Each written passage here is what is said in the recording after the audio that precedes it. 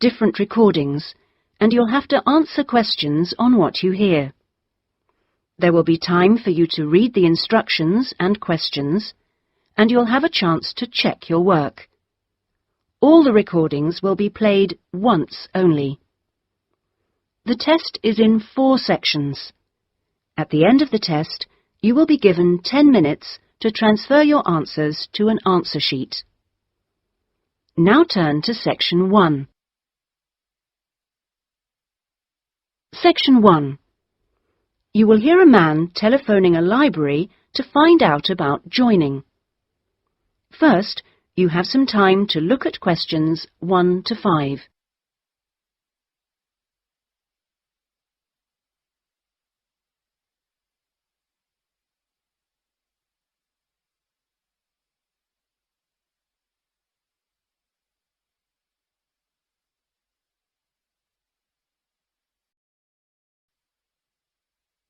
Now we shall begin. You should answer the questions as you listen, because you will not hear the recording a second time. Listen carefully and answer questions 1 to 5. Good morning, North College Library. How can I help you? I was wondering if it was possible to join the library. Are you a student at North College? No, I'm not, but someone told me it was possible to join even if I wasn't. That's right, it is. Are you over 18? That's our minimum joining age. Yes, I am. That's no problem then. Could you tell me what I have to do to join? Well, you'll need to come into the library and fill out some forms. You'll also need to bring 2 passport photos with you. We also need 2 documents for ID, so a driving license would be fine. I've got that. And what else? A credit card? No, it needs to have your address on it. Shall I bring a bank statement? Would that do? That'll be fine. Good. Does it cost anything to join? Well, it's free for students here, but otherwise it's £125 per year, or £25 if you've got a current student card from another college. I was at Westerly College until last year, but now I've got a job at Jefferson Steel Factory. It's more expensive than I thought. My local library is free. But you'll find they don't have the range of reference books or facilities which we buy for our students. That's why you have to pay to be an external member. I see. How many books can I borrow? We allow 12 items borrowed at any one time if you're a student, and that includes CDs, DVDs and videos. However, it's only 8 items for members of the public. Fine. And how long can I have them for? Well, you can have both fiction and reference books for 4 weeks, which isn't bad, really. And what happens if I return them late? Like all libraries, there's a fine system in place. The minimum fine is £1.50, but it can be much higher for some items, up to £5 per week. We'll give you a booklet with all the details when you join. You can always renew items, if they're not required by anyone else, by telephoning or logging onto our website. Before you hear the rest of the telephone call, you have some time to look at questions 6 to 10.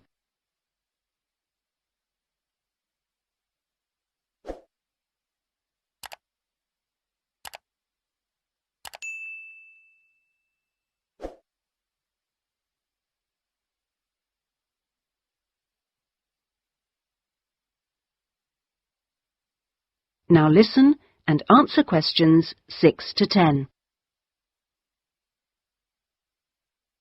What about the computers? Can I use them free of charge? For college students it's free, but for external members like yourself, the first hour is free, and then we make a nominal charge of £1 per hour thereafter.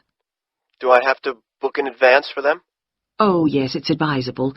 Most people tend to book 24 hours in advance, although sometimes you can get one with only 6 hours' notice. However, the earliest you can book a computer is 48 hours before you need it, and you can only book 1 hour at a time. If no one else has booked the computer out, then you may be able to have another hour if you want. We have a wide range of databases, so the computers are in great demand. I'm thinking of doing some writing, and I might need to access national newspapers. Do you have them on these databases? We do indeed. We've got all the big nationals, The Guardian and The Observer, The Independent, and The Times and Sunday Times. We've also got all the local papers and a wide selection of magazines. Excellent. I assume you have photocopying facilities? Of course. 5p a sheet for both A4 and A3 black and white copies, and 40p a sheet for colour. You can get a card from the counter here. It doesn't take coins. Okay. Oh, by the way, another thing I was wondering about was if you ran any writing classes through the library. We do, but you'll have to speak to John Grantingham about that. He's our resident author. He runs the creative writing classes. John Grant... could you spell that for me, please? Certainly. Grantingham.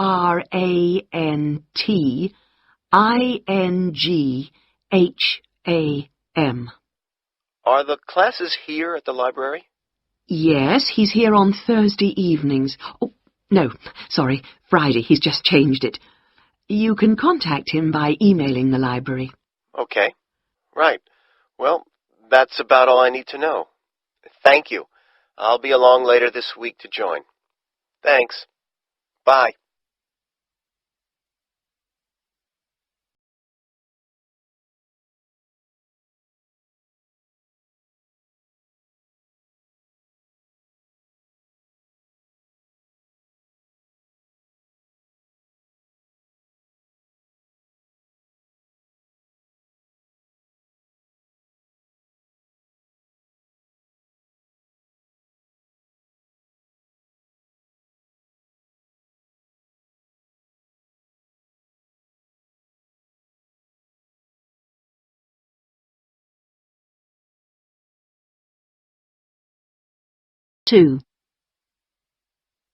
Section 2.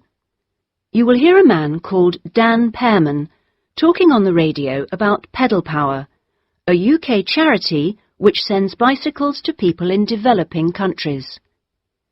First, you have some time to look at questions 11 to 15.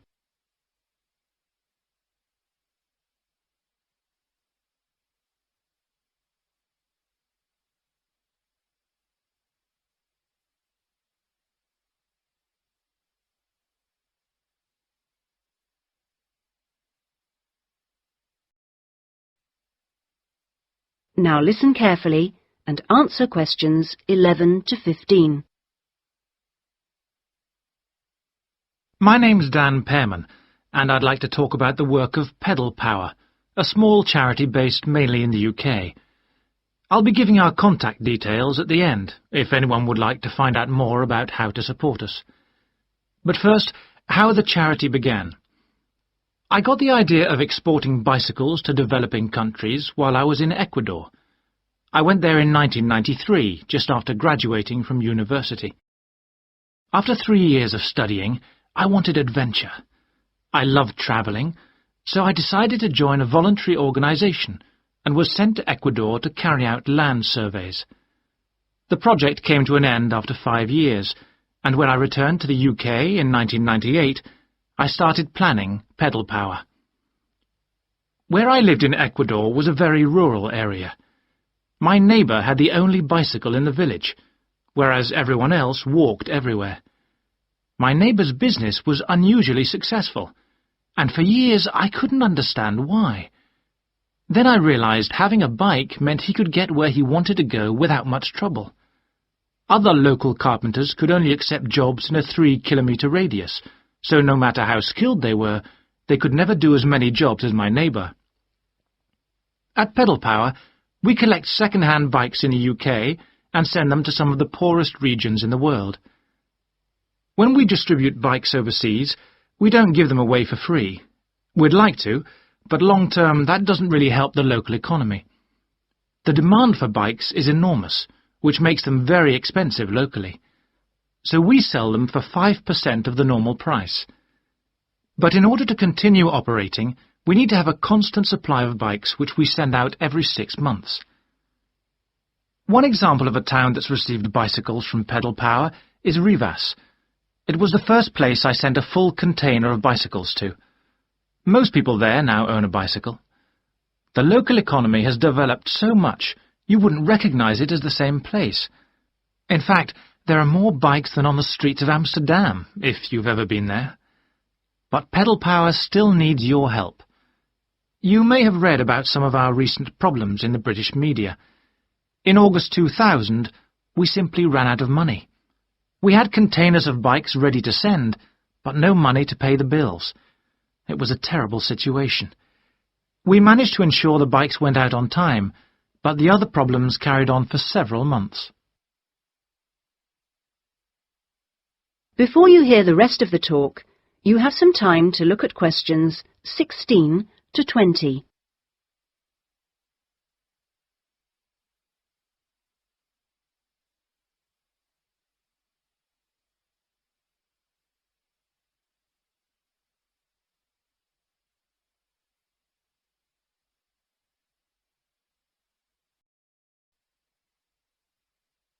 Now listen and answer questions 16 to 20.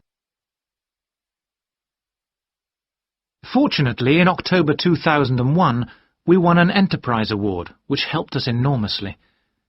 We invested 15 of the £75,000 prize money to help secure our future.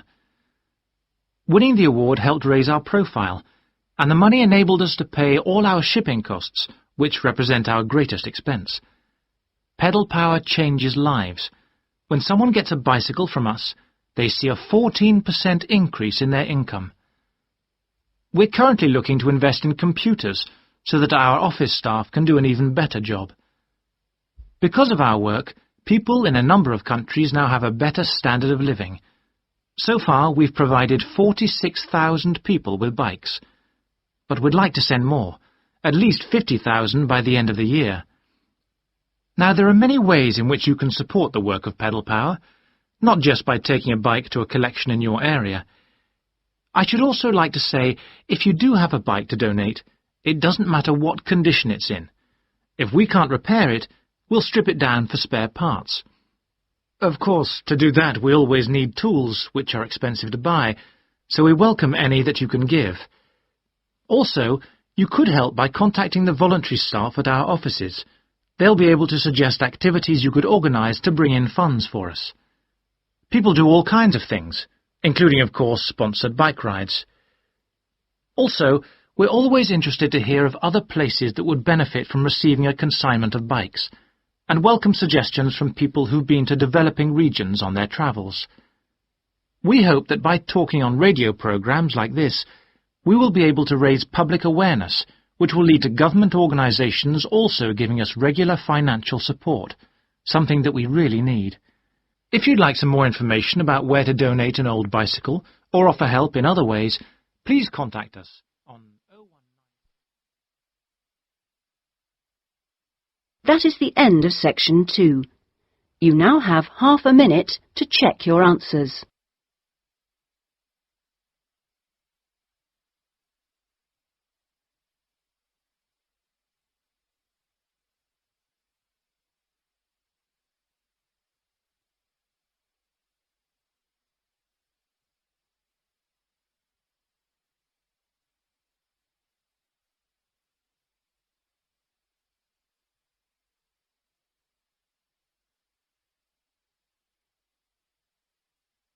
Now turn to section 3. Section 3. You will hear a discussion between a college tutor and two students, Christina and Ibrahim. First, you have some time to look at questions 21 to 26.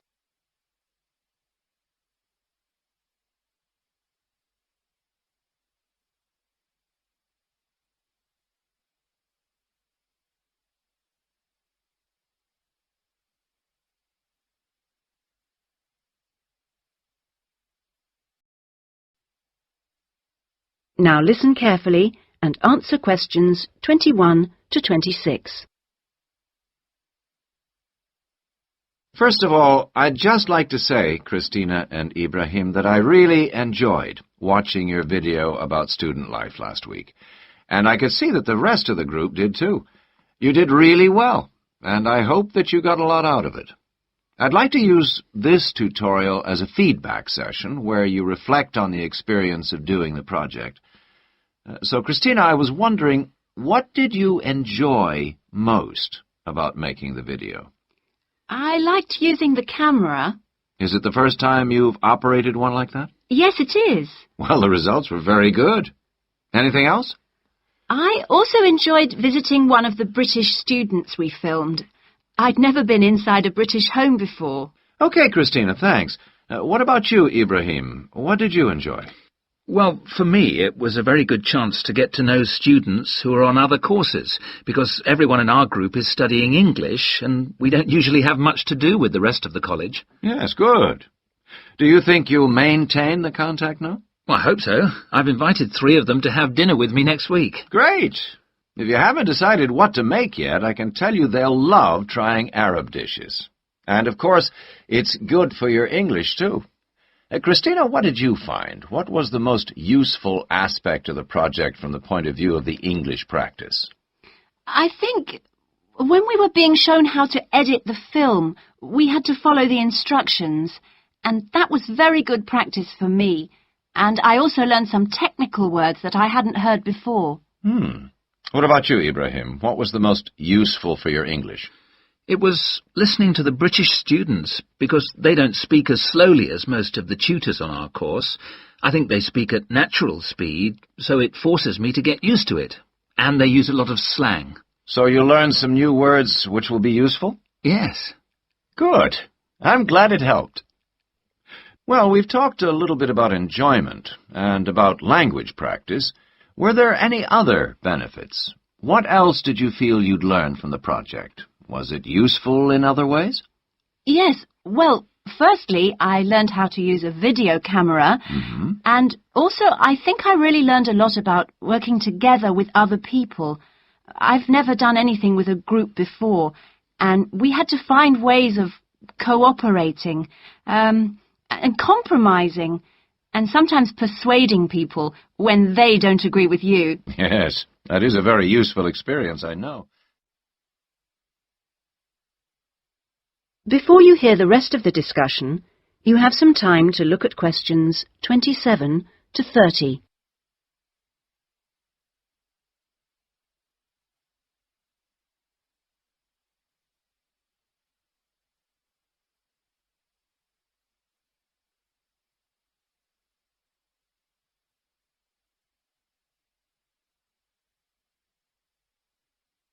Now listen and answer questions 27 to 30. What about you, Ibrahim? Well, I think I learned a lot about how important editing is. When you're filming, you think that everything's going to be interesting, but in fact we cut around half of it in the end, and then it was much better. Good. Well, one last thing I'd like to ask. What mistakes do you think you, as a group, that is, made? I mean, to put it another way, if you had to do it all over again, is there anything you'd do differently? We didn't plan very well. For example, we didn't decide on dates when we'd complete each separate step of the project, and we should have agreed about that in the beginning, because we were always late with everything. Right. Anything else? I think we should have tried to experiment more with the camera. I mean, with angles and the focus and that kind of thing. So you should have been more ambitious. Do you agree, Ibrahim? Not really. In fact, I think we were too ambitious. We were inexperienced, and we didn't have a lot of time, and we tried to do too much, to make a long film. Next time I would make a shorter one and try to get the quality better. Well, that's very interesting. Next semester we will be doing another video project, with a different content, of course, but you'll have an opportunity to put into practice what you've learned this time. Do you have any ideas about a different... That is the end of section 3. You now have half a minute to check your answers.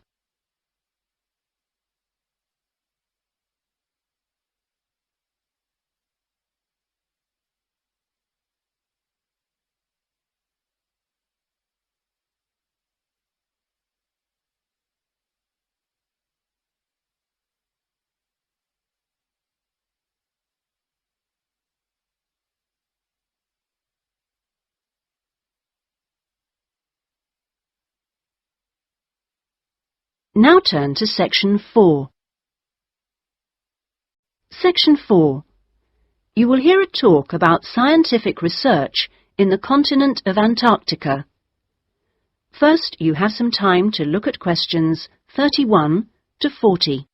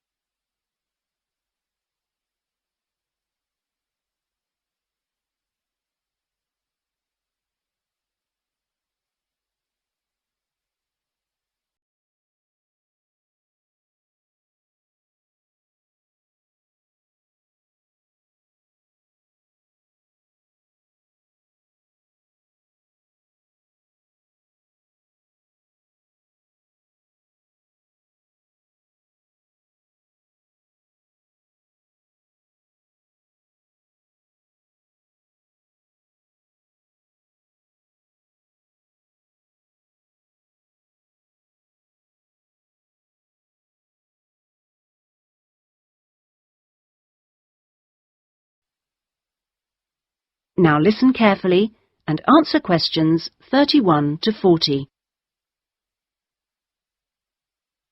Tonight I'm going to talk to you about that remarkable continent, Antarctica.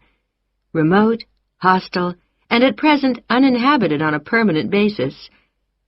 For early explorers, it was the ultimate survival contest.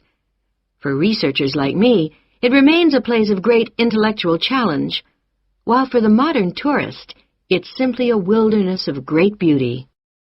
First, some facts and figures. Antarctica is a place of extremes, the highest, coldest, and windiest continent, and over 58 times the size of the UK. The ice cap contains almost 70% of the world's fresh water and 90% of its ice.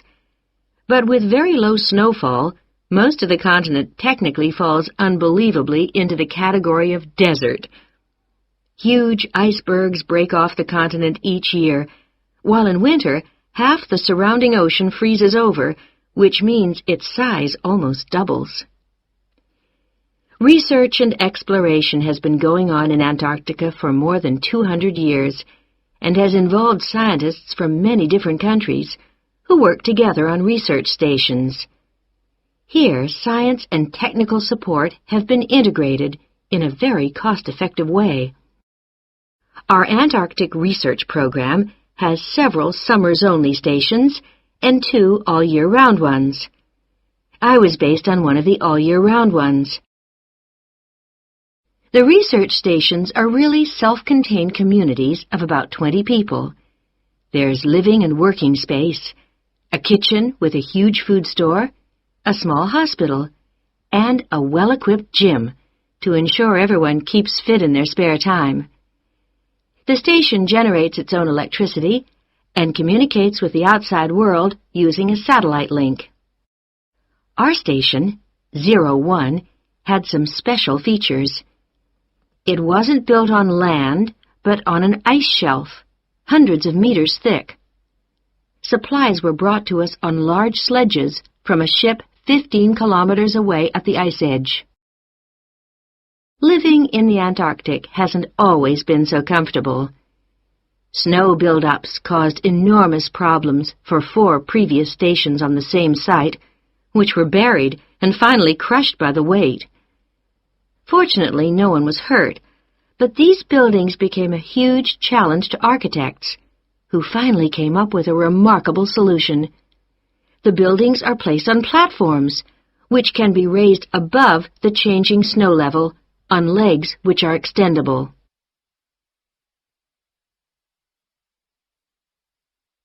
Food is one of the most important aspects of survival in a polar climate. People living there need to obtain a lot more energy from their food, both to keep warm and to undertake heavy physical work. Maybe you know that an adult in the UK will probably need about 1,700 kilocalories a day on average. Someone in Antarctica will need about 3,500, just over double. This energy is provided by foods which are high in carbohydrate and fat. Rations for field work present an additional problem. They need to provide maximum energy, but they must also be compact and light for easy transport. Special boxes are prepared, each containing enough food for one person for 20 days. You may be familiar with coffee processed by freeze-drying, which preserves the quality of the food product while making a large saving in weight. Well, this type of presentation is ideal in our situation. It wasn't available to earlier polar explorers whose diet was commonly insufficient for their health. I think that being at the cutting edge of science has a special appeal for everyone working in Antarctica, in whatever capacity. As a marine biologist, my own research was fascinating, but it's perhaps climate change research that is the most crucial field of study. Within this general field, surveying changes in the volume and stability of the ice cap is vital, since these may have profound effects on world sea levels and on ocean currents.